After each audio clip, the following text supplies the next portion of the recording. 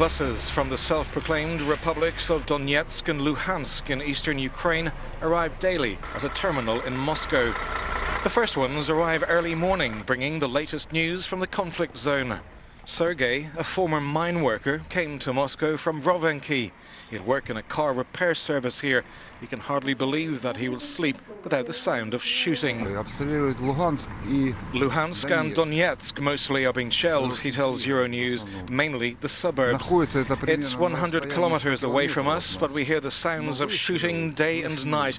We hear the peaceful districts under fire, and we don't know what will happen to us. We live on a powder keg. Мы живем и не знаем, что с нами будет завтра, как на пороховой бочке. Sergei wonders how his life is going to change. A week ago, Russia temporarily recognized all the documents issued in the east of Ukraine. Passports, birth certificates, vehicle license plates and other paperwork became legitimate in Russia.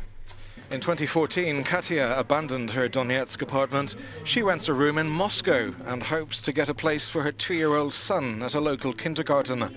They live with her elderly mother about an hour from Donetsk.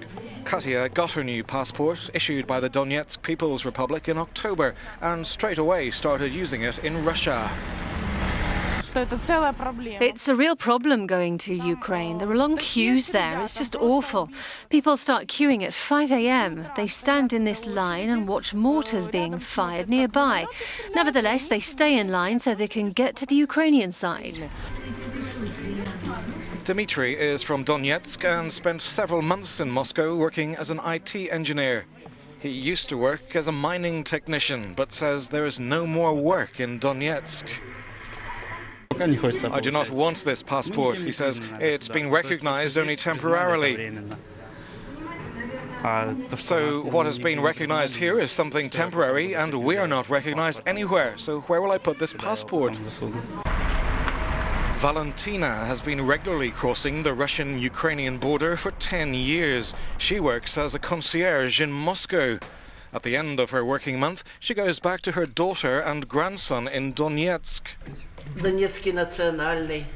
Valentina lost her son-in-law in the conflict in 2014. He used to work as a police officer. People are queuing to get passports. My daughter will get one, of course. My grandson will get one.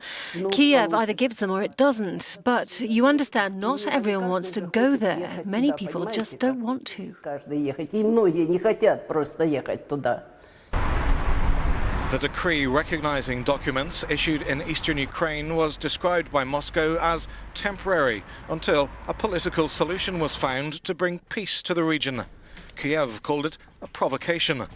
Ukraine's president said it was just more proof of Russian occupation and Russian violations of international legal norms. I think the humanitarian aspect exists here without any doubt, but I think for Russia it is also a political question, and I would even say the political aspect has the priority. Russia sends another signal to the West that a future delay in realizing the Minsk agreement could bring us to the point where they become history, and another scenario develops, one not written in the Minsk agreement. По совсем другому сценарию, чем тот, который прописан в соглашении. Some people say that similar small bureaucratic steps eventually led to Russia's formal recognition of 2 breakaway Georgian regions, South Ossetia and Abkhazia, after a war in 2008.